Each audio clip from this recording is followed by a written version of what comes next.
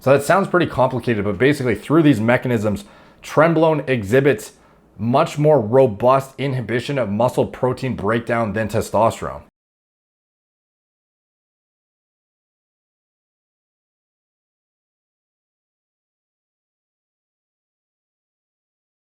What's up guys, Derek, moreplates180.com. Today we're going to be talking about why Trenbolone works better than other steroids in a calorie deficit. So it's known as, the best recomp anabolic out there. Why is it so good at it? I've delved into this in other videos, but it is worth a separate topic dedicated entirely to it because it may go overlooked otherwise. And it's definitely worth explaining because it's like, why is it so good for, preparing for competitions? Why is it working the way it does?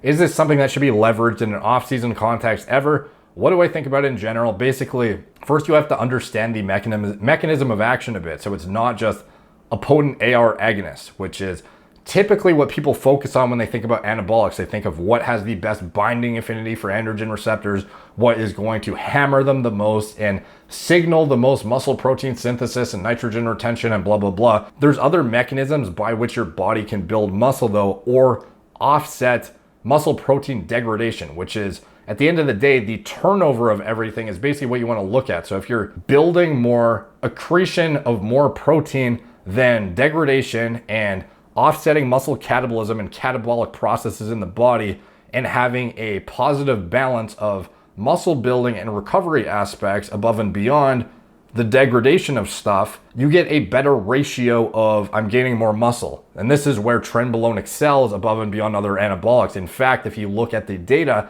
it is not better at building muscle than testosterone. However, what it does do is it facilitates superior muscle sparing via a different anti-catabolic mechanism surrounding the glucocorticoid receptor. So Trenbolone binds to the glucocorticoid receptor and acts as an antagonist, which testosterone doesn't do nearly as potently as this. It also significantly suppresses glucocorticoid expression itself. In addition, it lowers corticosterone and cortisol levels in the body while concurrently inhibiting cortisol from binding to skeletal muscle glucocorticoid receptors. So that sounds pretty complicated, but basically through these mechanisms, Trenbolone exhibits much more robust inhibition of muscle protein breakdown than testosterone. And this is why Trenbolone seems to, anecdotally even, it's very obvious how well it excels in a contest prep scenario. You get that, the crazy recomp effect that you otherwise can't achieve with other agents. Why does everyone use Trenbolone in a cutting phase? The reason is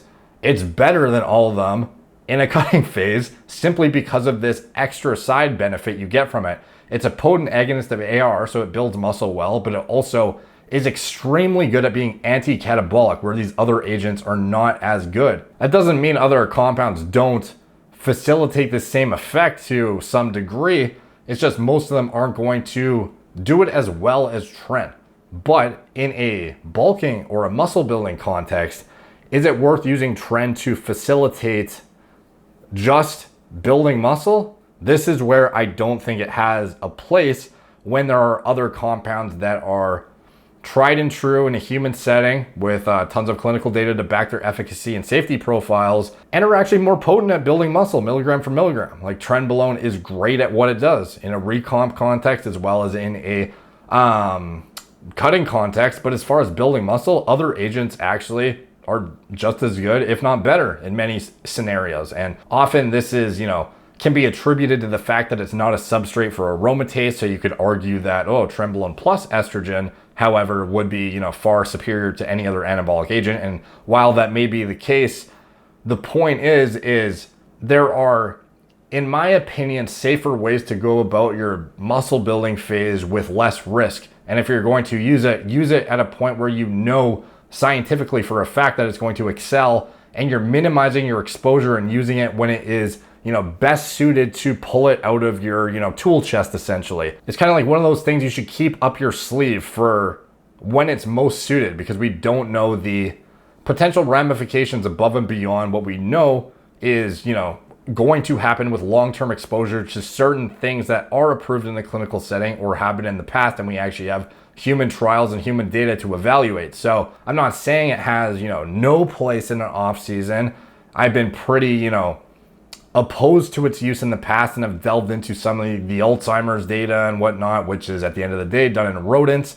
And there are studies that do support as well in rodent models that support that it may not be as bad as we once thought. However, I think a lot of this may boil down to the fact that it's not a substrate for aromatase, and a lot of this data does get conflated with the fact that anytime you have a deficiency of estrogen, you're basically gonna fuck the person up. So obviously, when you compare Trenbolone to testosterone in a monotherapy context, if you're not administering estrogen with the tren, you're going to have way more deleterious health outcomes than would otherwise have occurred if it was able to interact with the aromatase enzyme and provide that neuroprotection, cardioprotection, and other physiologic processes that are just fulfilled in the, backfilled from testosterone perfectly. Whereas with tren, you need more like manual backfilling because it's not going to fulfill those pathways the same on its own. So it's not to say that tren potentially has no place. I just think that if you're going to deploy it, I would deploy it in the scenario in which it makes the most sense, where it can actually excel above and beyond everything else. And in off season, I don't think it does. And even anecdotally, when I used it in the off season, I didn't find it built muscle as well as other anabolics that I felt were probably less risky to use and were also way more tolerable side effect wise. Like tren is pretty rough for a lot of people side effect wise too, even just anecdotally, not from, extrapolating random rodent models. It's a hard compound to tolerate in a off-season context that, lasts for 10, 12, 16 weeks. So as far as my stance on it, it still sort of remains the same. I think it is something to, pull out from up your sleeve, in the last, tail end of a contest prep where it actually, excels in it very significantly, and the, risk to reward sort of justifies its use more, rather than in a off-season context where I feel you can build just as much muscle, if not more muscle, with other agents that you're probably going to, at least, based on the abundance of data we have to date, you have a more predictable outcome in terms of safety. So anyways, take from that what you will. Let me know what you guys think in the comments down below. Any comments are appreciated as they help the algorithm. Please like, subscribe, check out my blog, moreplatesmoredates.com, for even more elaborate deep dives into bodybuilding pharmacology, anything related to health and, longevity, optimization, stuff like that. As well as sign up to the newsletter. If you sign up for that newsletter, you're going to get sent all the articles with the links to the clinical studies that you can reference for yourself and delve into for your own personal research and whatnot, because I don't link those in the videos. So a lot of incentive to do that, as well as follow me on Instagram at @moreplates_more_dates, Facebook, Snapchat, BitChute, Twitter, TikTok, Apple Podcast. And if you want to support the channel, check out anything I am affiliated with in the video description below. And you can support me through those links and those companies. Thank you guys for watching. Talk to you soon.